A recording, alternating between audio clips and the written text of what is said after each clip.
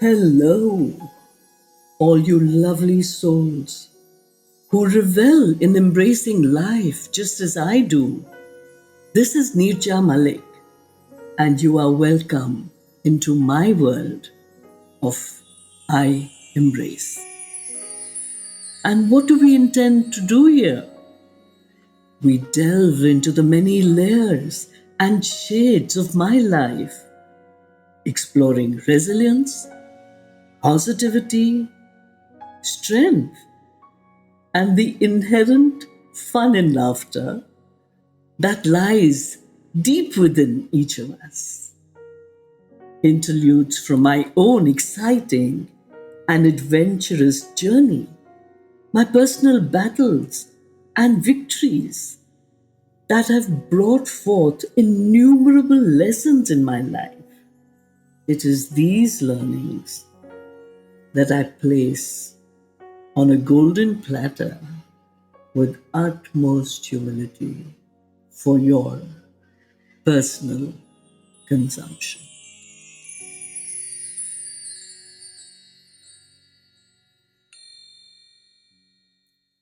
My darling listeners, it's been a break, and I don't know if you missed me, but I surely missed you.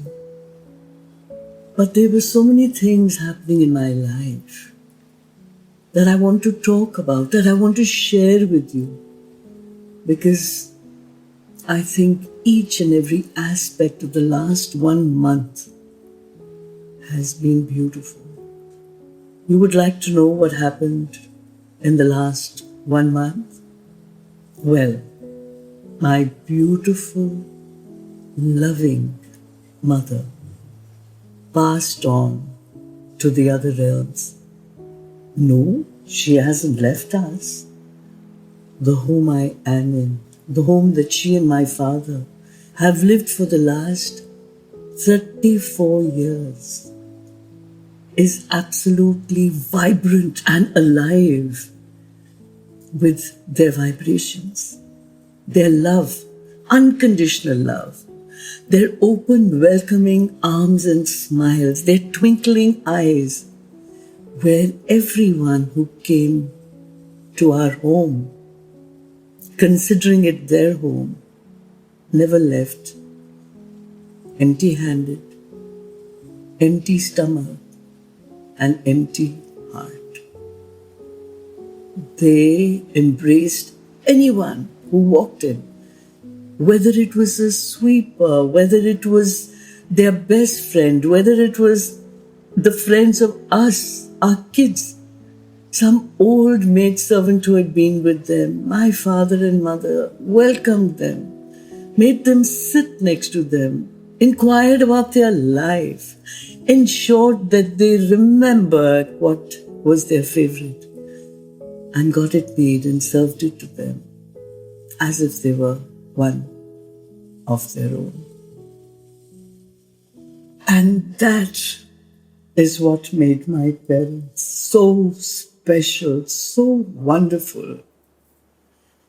And perhaps I'd like to read something that I wrote when my mother passed on. She was dearly beloved by everyone because she looked upon each one who entered her sphere with such love that no one left feeling that they had not left their mother's home. And this is what I wrote when she passed on. Our mother is one with the one.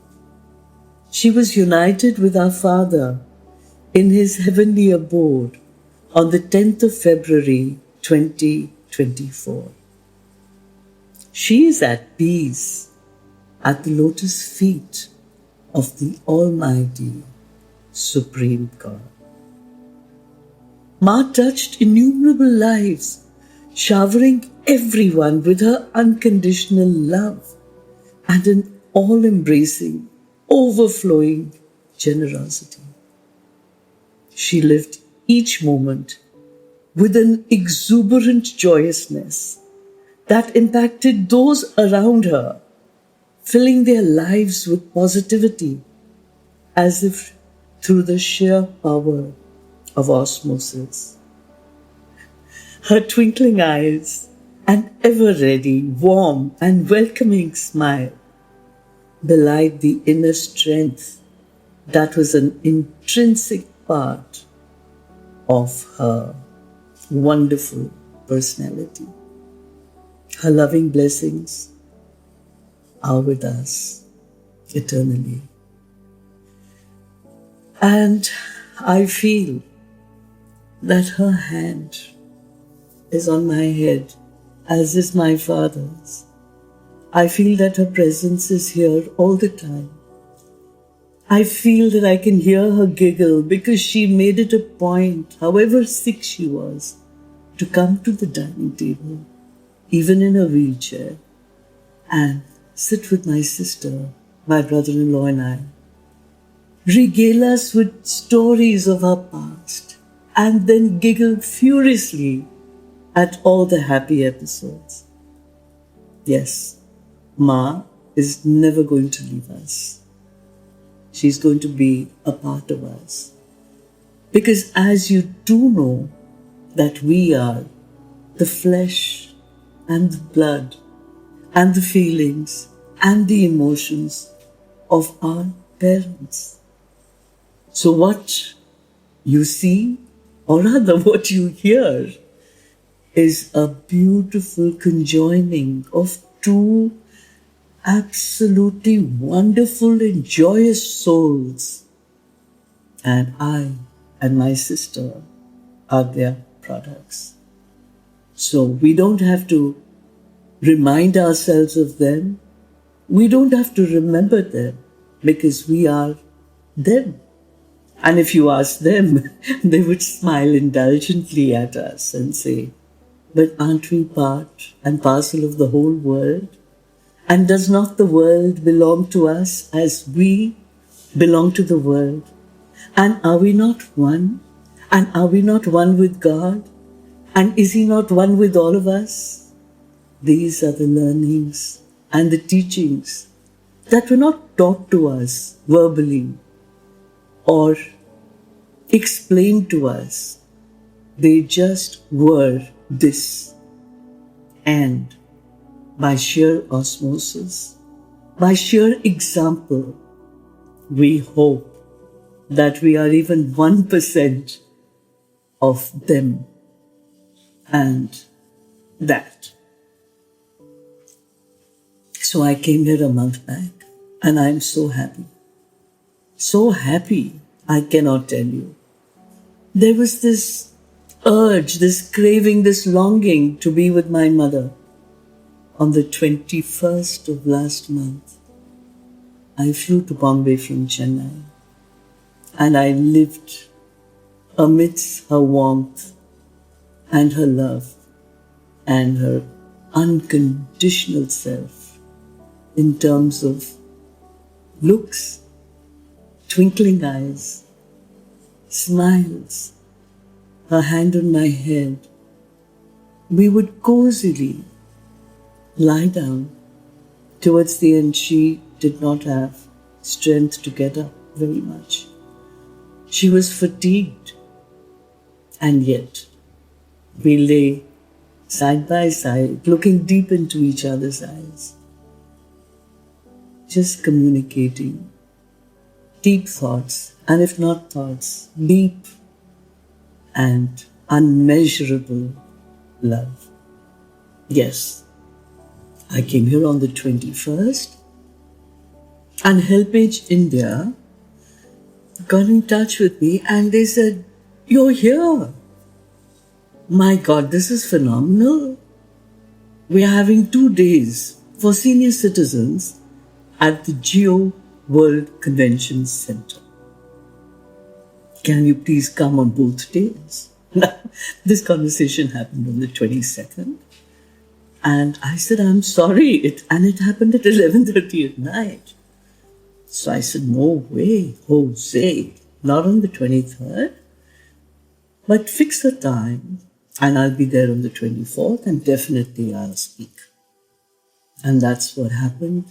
Dressed in pink, pink of life, the pink ribbon, I was transported to this lovely pavilion 18, led to pavilion 20, and there was this beautiful, beautiful area where I went and spoke. And I could see that people were interested in what I was saying. Because all the little cabins that I could see around me, people had stopped working. They were just focused on me. Passers-by were just stopping. And I was told that some of them even cried as they heard my story, as they heard that we can get out of any situation that we are in and we can overcome it, conquer it, and move on. Having filled my soul with all the love that all the souls, known and unknown people there, poured into me, I made friends with a little girl who was busy using the smiley with her hand. But that's not all. She was chucking it all over the place. I played with her. I communicated and connected with so many random people who wanted to take my pictures, and I discussed them. And let me tell you of the stuff that I heard. One of them actually told me that she had just lost her father some days back, and that her mother was so hassled, so upset, so feeling a void that she felt she couldn't live. And she tried to take her own life and to get back to God and him, her husband. And you know what? It was a failed attempt. And this girl was still raw because this episode with her mother happened 5 days before I met her on the 24th. And we discussed Indian philosophy, we discussed souls, we discussed life. And I told her that only when the time is right and right, do we leave our body as a garment to move on elsewhere. Little did I know that I was unconsciously preparing myself for a loss that I would encounter, that my sister would encounter, that we would all encounter, because the way my mother touched all those souls that even came into her sphere remotely, someone who had just seen her in passing, a postman or a sweeper or a kachra remover or a liftman. She had an impact because her aura just was so lovely, so wonderful and all-embracing that everyone felt deeply touched. And if I may say so, deeply honored to be part of that nanosecond where she passed by. She passed by not thinking that this is a stranger. She passed by with that same lovely, serene, beautiful smile and her twinkling eyes that showed everyone that she cared. She cared from the depths of her heart, the depths of her mind, the very depths of her soul. I came back and I quickly put on my track pants and t-shirt, little realizing that that is what I would rush my mother to the hospital for the first time. Our driver rushed my mother to the hospital for the first time. She had not been doing too well, so we had told our driver that we could call him any time And like a good trooper, he landed up. What was the trouble that night? Her left arm was hurting, her left rib cage was hurting, and she was feeling distressed. We rushed her down in the wheelchair and rushed her to the Indian Navy hospital ship. It's Ashwini in Bombay, southernmost tip of Bombay. ECGs, X-rays were taken. And when the X-ray was taken, I specifically asked, is there fluid in the lungs? There wasn't. So she was settled down and we came right back home. And like a trooper, when she felt better, she would come in her wheelchair, sit on her chair outside, seeing the sea on all three sides because we live on the 9th floor of a building and her window overlooked all this, including the swimming pool downstairs. And if she didn't want to eat something, do you know what she would do? She would slyly look around and see that there is no one watching. And then she would just slip it out of the window. And all her friends, the crows and the eagles and the sparrows, knew that their duck was going to come through that window. And we would tell her, the girls who looked after her would tell her, see, you do this. And then all kinds of ants and insects also get, properly tempted and invited. But this was her. Quietly, she would slip it with a very naughty smile, if you can visualize it. And so that window, the 2 bedrooms that we have, they're little sparrows that sit on the old air conditioner, the window one. And of course it's no longer there, just the box is there because we've all shifted to the automatic ones. And early morning, the birds chirp out songs and food is kept. The other window is crows and they come and they peck on the window to say that they have arrived and, well, it's high time that they were fed, And the 4th place is the kitchen. Because in the afternoon, after the girls have had their food, then all the crows congregate to have theirs. It's like a party, 30, 40, 50 of them and have their food and then they come the next day. So my mother's house was beautifully routinized. And when I say girls, a girl called Vasanti has been with her for the last 43 years. I've been married for 45. She's the cook. And then we have Rahmat, who's the body that has the strength to lift her. And then we always have 2 little girls who love her, adore her. They have played cards with her.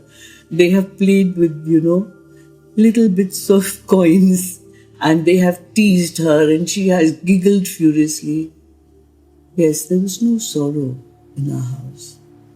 When she was upset or when she was unwell, they were all around her and they would cry, all of them. And one day, I was firm with them and I said, there's going to be no crying in this house. I said, you think that your tears and your vibrations of sorrow in advance are not reaching my mother? And I said, the same time that you are crying because you love her so dearly, at the same time, you could be praying for her.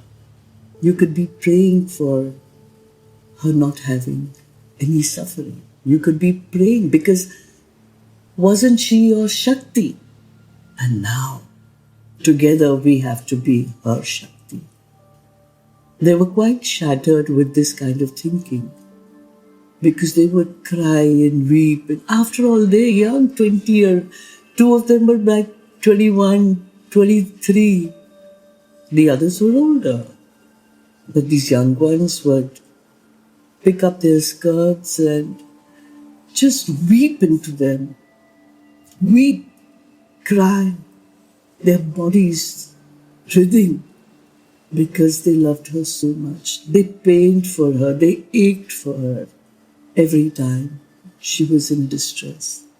On the 28th, it was different. She couldn't breathe. It was as if she was drowning.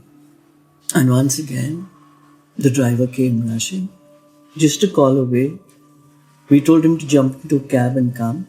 And we took her in the car once more to the same place. The ECG showed that there was not much of a difference. And they wanted to poke her, but all the blood tests had been taken just 4 days before. And she felt better, and we came home. On the 29th night, 30th morning,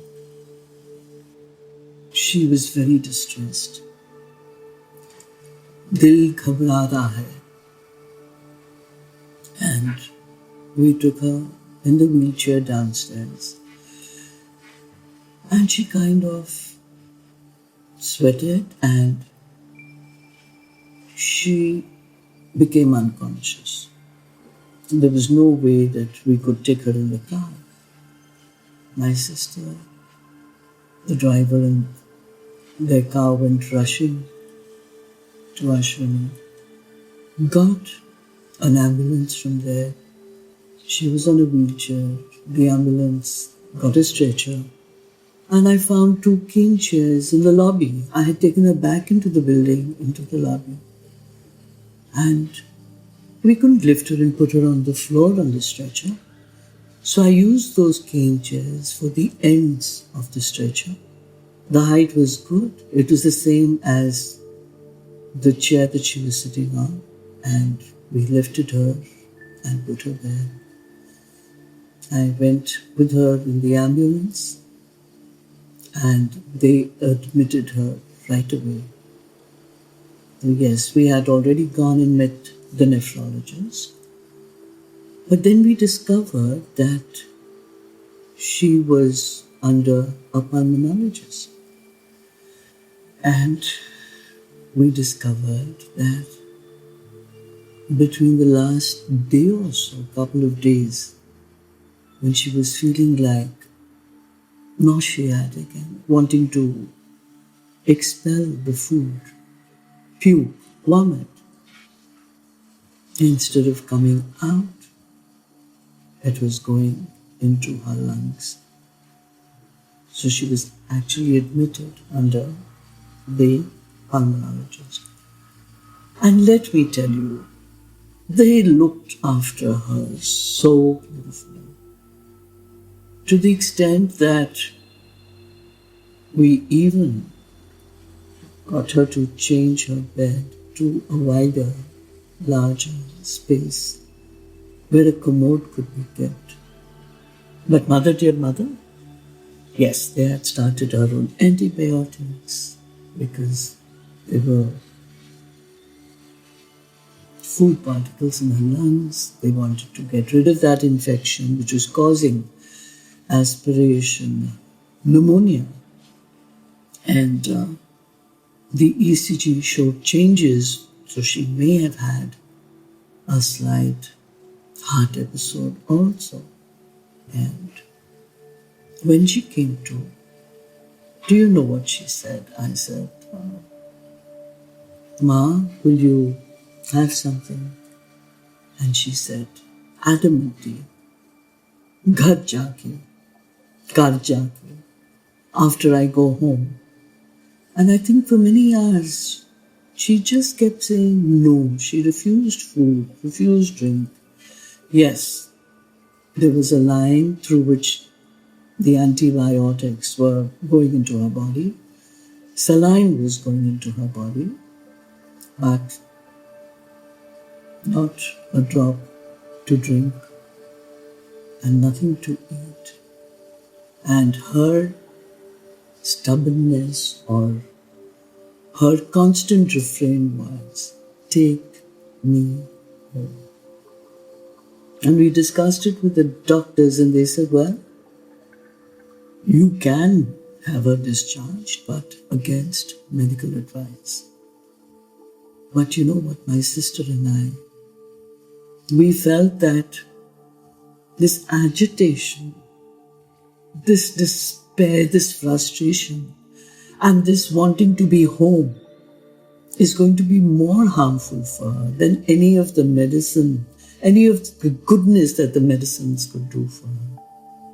And so, yes, I signed a paper saying discharged against medical advice, and we got her home.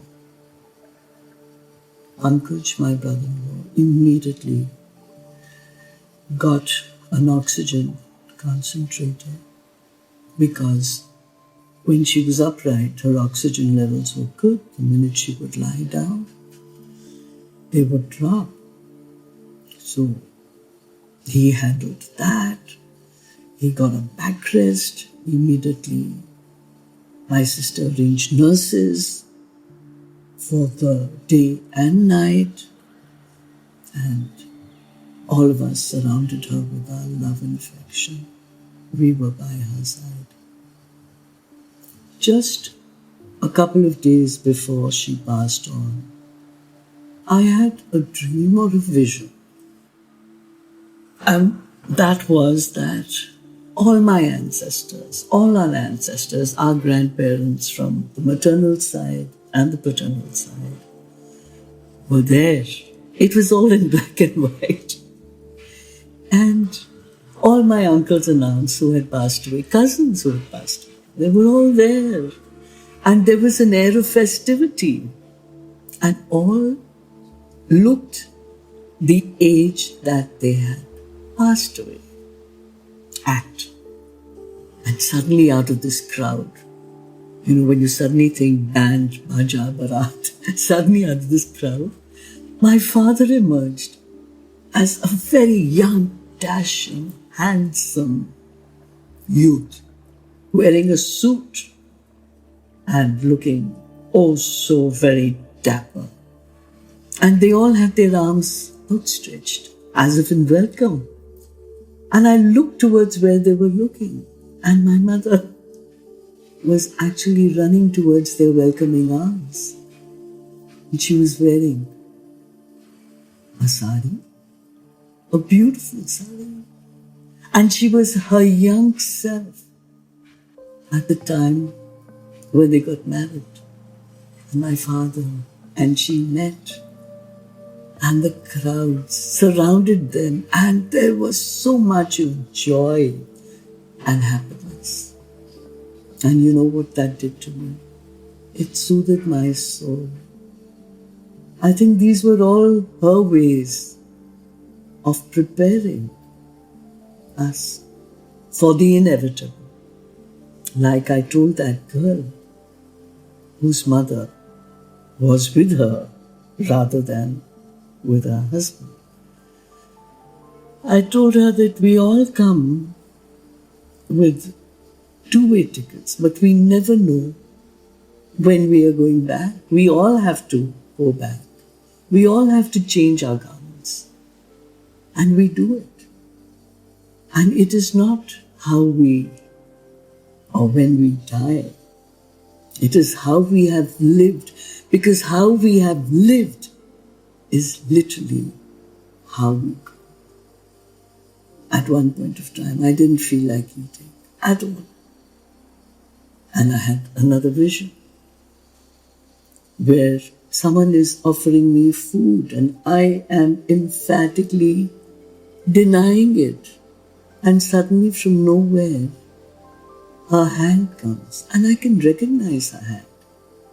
And she took the food from that hand and put it in my hand that I had slowly extended towards hers when I recognized her hand. I think these are all preparatory things that she ensured that were coming our way to make us strong.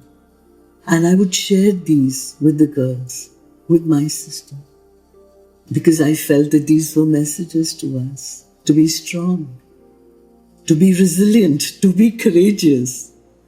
And isn't what this podcast is all about? I embrace strength, resilience, courage, positivity. My mother ensured that we were getting packed in all our empty crevices, all the voids. She was filling us with all these to be prepared for what we knew was inevitable. So, my darlings, how we look upon death, how we look upon the passing away of a loved one, a dearly loved one, who is such a part of you as you are then. And how we can look upon the passing away of anyone and everyone, even those that have gone in terrible circumstances, during wars, during epidemics, due to hunger. They're all part of us. And all the time, when we pray, we just need to send our love, our resilience, our strength, our courage to each and every soul in the world who needs it. My mother was a mother for everyone, even those who did not know her. She had that in her. And all I can say is that, Ma, we all love you.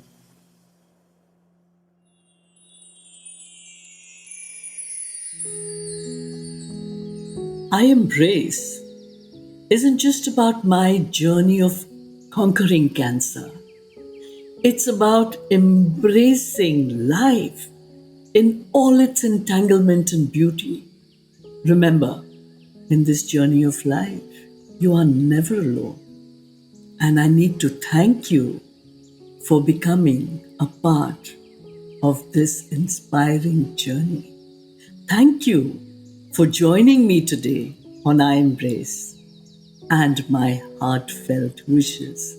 Stay resilient, stay positive, and most importantly, keep embracing life in all its glory.